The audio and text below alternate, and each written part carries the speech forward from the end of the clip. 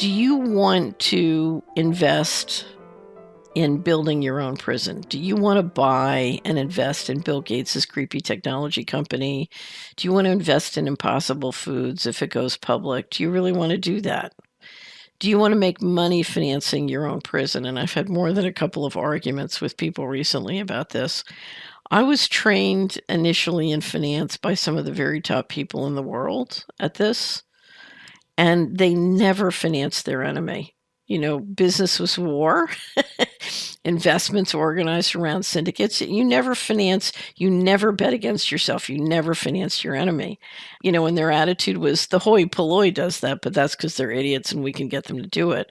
We can get them to finance us, rounding them up and killing them. And so I have a very different take on it.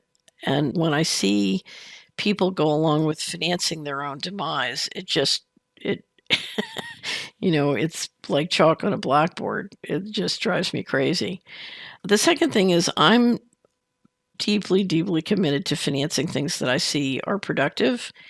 And if you look at a lot of the different investments that basically are building prisons, whether they're literally private prison companies or, Bill Gates's kind of creepy technology, a lot of these things are scams that work because of government rules, government money. It's the old New Jersey street saying, make a law, make a business. They depend on sort of a scam feature as opposed to fundamental real market productivity. And what I find is there's a lot of danger in doing that. I have two wrap-ups that I wrote. One was called Productivity, Prosperity, and the Popsicle Index.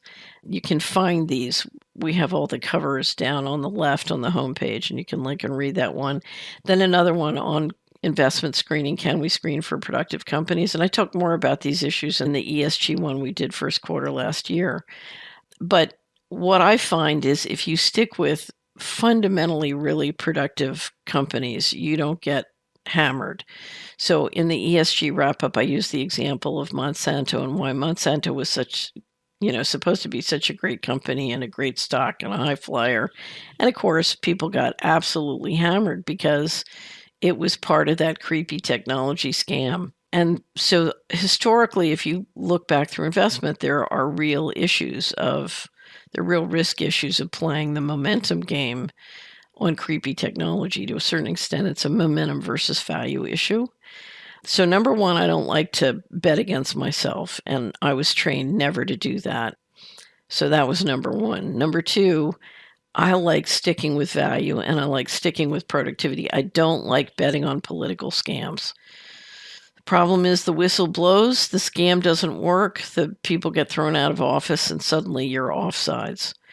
And then finally, this is an instance where if we bet against ourselves, it's not just a matter of, okay, well, we bet against ourselves and the world's worse, but we made money. We're talking about financing a world where we will not be allowed to keep our gains. We may not have any property rights. We may not have any human rights. We're talking about people who want to put an operating system inside your body and control you by wireless technology. So, this is a very satanic kind of goal. And so, it'd be terrible to finance your own prison if, as a result of the success of the investment, you made a lot of money that was then taken away from you because you were put in the prison you just financed. Anyway, so you need to think about that.